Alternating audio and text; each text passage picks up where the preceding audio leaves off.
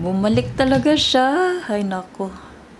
Ang ganda mo, Roj. Magkisama ka naman. Alam ko na kung paano magawa ng eyelash extension. So, mag-in-order ako ng eyelash sa Shopee. Tapos, nag-abot na. So, testingan ko, ako ang mabutang kung ano ang resulta. Bali, ang in-order ko ng mga eyelash extension, 9mm, 10mm, 11mm, kag 12mm. So, itry ko siya kung paano kung paano magbutang base wala mag-alasyokoy kita unboxing taanay. Muna siya. So, may dala na siya nga glue kag tweezer. Actually, ang in-order ko set ang may glue kag tweezer. Pero, ang expect ko sa tweezer, inang ka pa muna balaw.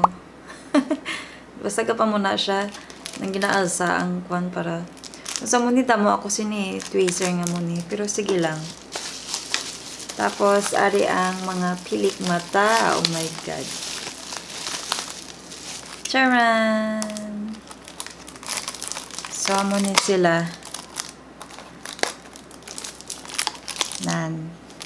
So, ari may mga number 9mm, 10mm, 11, kag 12. Pang natural lang gid siya, hindi siya sang masyado kadamol nga eyelash. Ano ka oh. 'Di ba? Natural lang siya kag manipis lang siya nga pagka eyelash. Hindi siya sang damol-damol gid. 9, 10, 11, 12. So, amo ni akong ginasunod. Nan. So, amo ni ang ilang picture sa shopping nga nakabutang sa ginorderan ko. Oh my God. Excited na ako.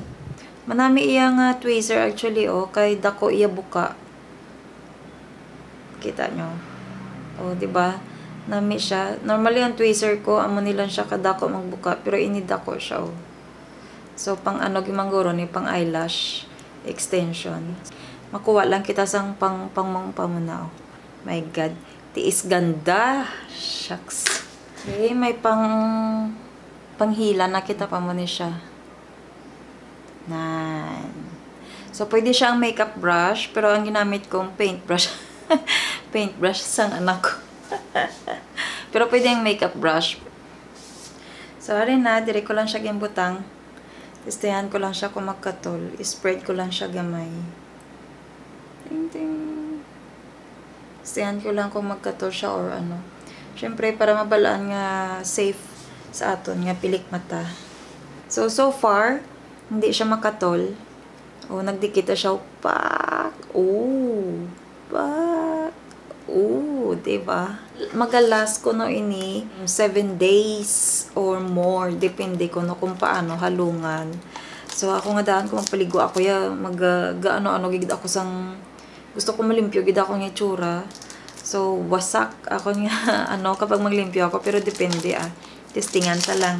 Wala, unahon ko ang 12. Tapos pinakaulihi ang 9. So, 12mm. Oh, di pa ako kabalong bukas Parang bukas yun naman. Oh, ganito lang pala. Sosyalan. Magbukas pa mo niyo. Ari, ang alak. Abi ko pa angkla lang. Kagali pa mo ni gali pa. Diba? Charan. So, okay. Slowly. Oh my God.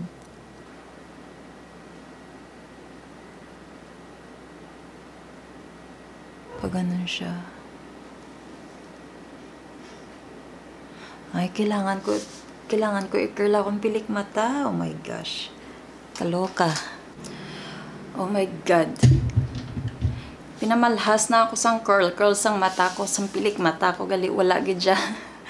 Di gid dya mag-effect. Ang ano sa akong nga pilik mata, siguro madakmol, makapal. Kaya kapag inino ko siya, kapag ginanito ko siya, bumabalik siya kaagad. Nagiging straight siya agad. Ano ba yan? So, i-ano ko siya ulit. I-curl ko siya ulit. Kaso bumabalik talaga siya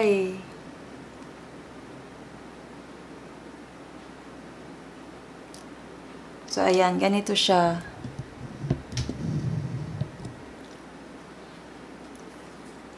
Ayan, ganyan siya. Tapos, maya-maya, babalik naman ulit siya sa ganito, straight. Oh my gosh.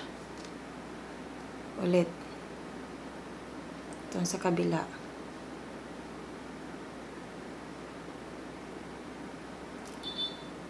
Ayan. So, ganyan siya, no? Kakatapos ko lang ng mag-curl lash.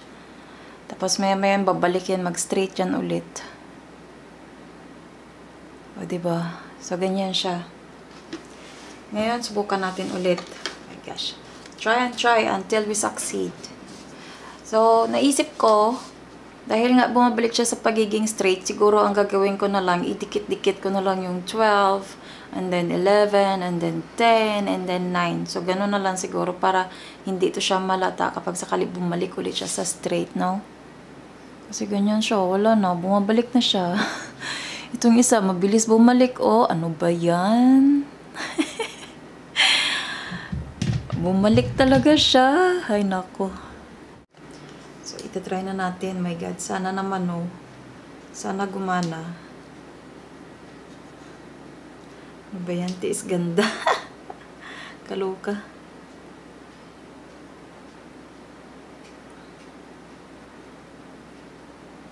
Yan.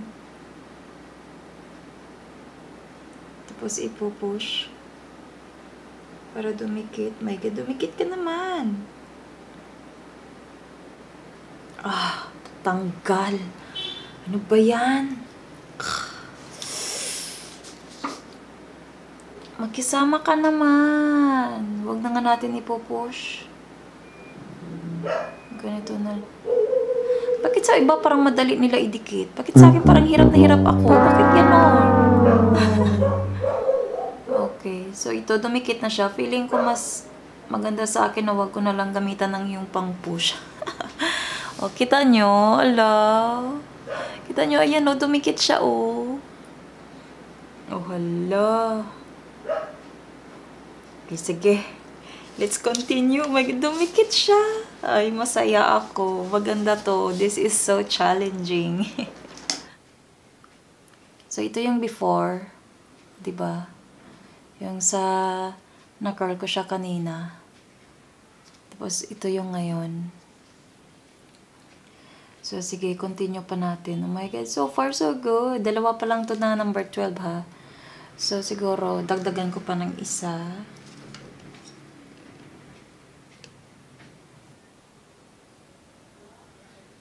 Ayan, tapos na. Zoom in ko. Tingnan nyo pinagkaiba, guys. Oh, sa normal at sa nilagyan natin ng pilik mata. Ang ganda.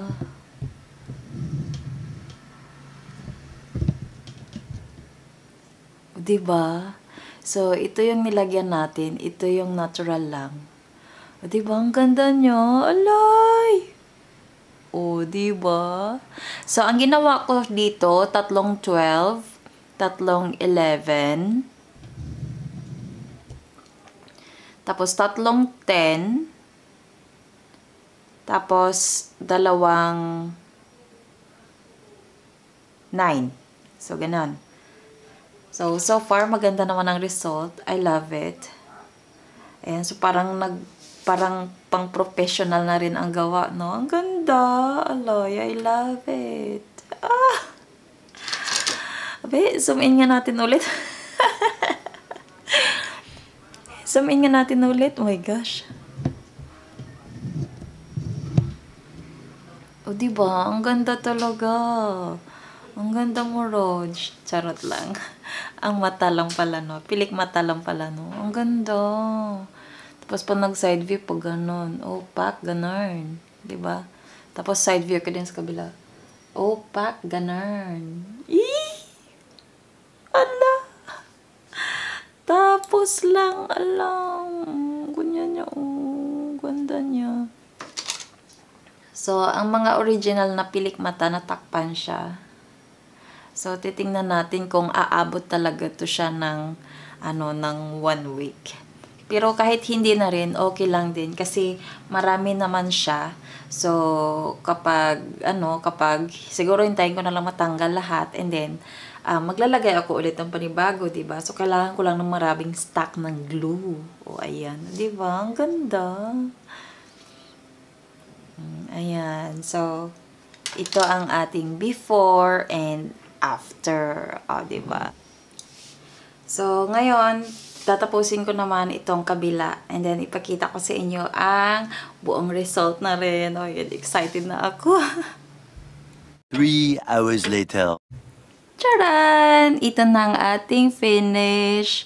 Eyelash extension. Ang ganda, diba? Oh, tingnan nyo naman, oh. Pag nag-side view tayo. Oh, kabila. Side view, kabila. Oh, diba? Ang ganda. Ala, ayan. Ay, hala. Zoom in natin. Zoom in. O, diba? Ang ganda. O. Saan ka dyan? Sino ka dyan? O. O, diba? Pag matutulog ako, nakaganito ang pilik mata ko. Tapos magigising ako, ganito pa rin siya. O, diba? Charot. O, diba? Ang ganda. Ah! O. O. O, diba? Ganda ko na. Ganda mo, Roj. So, ayan. Alam ko na kung paano magawa ng eyelash extension. O, diba? Ang ganda.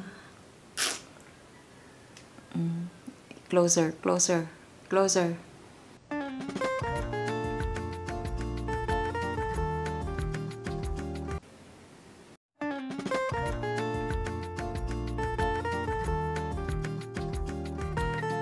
Ah, diba?